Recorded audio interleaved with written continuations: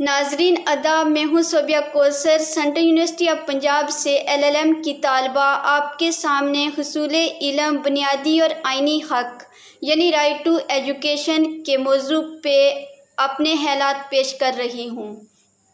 Right to education, حصول علم کو ہر ہندوستانی کا بنیادی اور آئینی حق قرار دینا یقیناً ایک انقلابی قدم ہے۔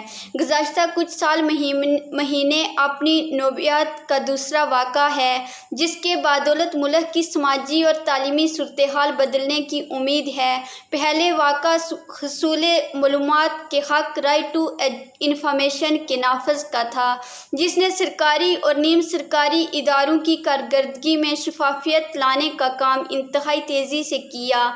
رائٹ ٹو انفارمیشن کے قانون کامیابی کے بعد ایسا محسوس ہوتا ہے کہ ہمارے ملک کی سماجی، معاشی، تعلیم اور اقتصادی تصویر کو بدلنے میں رائٹ ٹو انفارمیشن کا قانون بھی ٹھیک اس طرح کامیاب ہوگا۔ اعداد و شمار پر اگر نظر ڈالیں تو پتہ چلتا ہے کہ 98% بستیوں میں 1 کلومیٹر کے اندر اندر پرائمری اسکول کی تعلیم سہولیات مہیا کرائی جا چکی ہیں، اور 92% بستیاں ایسی ہیں جہاں 3 کلومیٹر کے اندر اندر اپر پرائمری اسکول موجود ہیں۔ پرائمری تا اپر پرائمری سطحوں کی عبوری شرح میں بھی کافی بہتری واقع ہوئی ہے۔ تاہم اس کے باوجود بھی کچھ بچے ایسے ہیں جو ابھی تک اسکولی تعلیم سے محروم ہیں، اور یہ بچے مختلف فیکٹری اور کارخانوں میں بندھو مزدوروں کے طور پہ کام کرتے ہیں۔ ساتھ ہی کچھ بچے ایسے بھی ہیں جو مویشیوں کو چراتے ہیں، ڈھابوں پر کام کرتے ہیں۔ اس کے علاوہ کچھ بچیاں ایسی بھی ہیں جو کھیتوں اور گھروں میں رہ کر یا تو گھریلو ملازمہ کے طور پہ کام کرتی ہیں یا پھر اپنے چھوٹے بہن بھائیوں کو دیکھ بھال کرتی ہیں۔ کچھ بچیاں ایسی بھی ہیں جنہیں بچپن ہی میں شادی کے بندھنوں میں جکڑ دیا جاتا ہے۔ ان میں سے کافی بڑی تعداد ایسے بچوں کی بھی ہوتی ہے جن کے اسکولوں میں باقاعدہ اندراج ہو چکا ہوتا ہے، تاہم یا تو وہ بیچ میں ہی پڑھائی چھوڑ بیٹھتے ہیں، ایک بار اندراج ہونے کے بعد دوبارہ اسکول کا رخ نہیں کرتے۔ اس کے علاوہ بہت سے ایسے بچے بھی ہیں مثلاً پڑھائی چھوڑ بیٹھے یعنی ایک بار اندراج ہونے کے بعد اسکول کا رخ نہیں کرتے۔ اس کے علاوہ بہت سے ایسے بچے بھی ہیں مثلاً نقل مکانی کرنے والے یا اسٹریٹ چلڈرن جو بے حد غیر محفوظ اور انتہائی غربت کے حالات کا شکار ہیں۔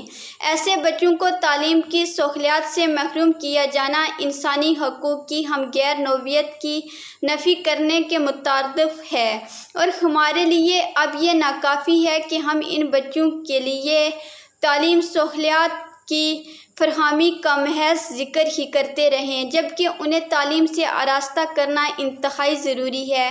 محض سہولیات کی فراہمی انہیں کافی نہیں ہے، کیونکہ ضروری نہیں ہے کہ یہ بچے وہاں جا کر تعلیم سہولیات کا فائدہ بھی اٹھا سکیں۔ اسکول اور سماجی جائز کے ذریعے ہمیں ان سبھی سماجی،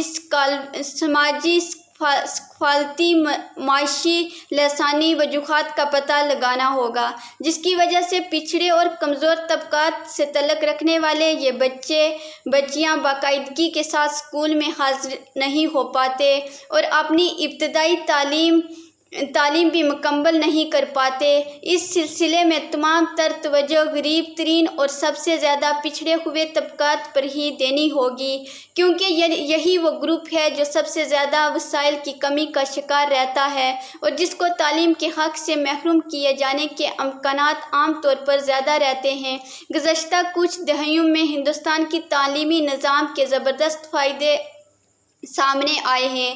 سب کے لیے تعلیم سرو شکشا ابھیان کے سلسلے میں ہندوستان کے وسطی دہر کے جائزے کے مطابق سال 2000 ء تا 2005 ء کے درمیان محض 5 برسوں میں ملک کی پرائمری اسکول کے داخلوں میں موجمی طور سے 8 سے 13% لڑکوں کی تعداد میں اضافہ ہوا ہے، جبکہ 8 سے 19% لڑکیوں کی تعداد میں اضافہ ہوا ہے۔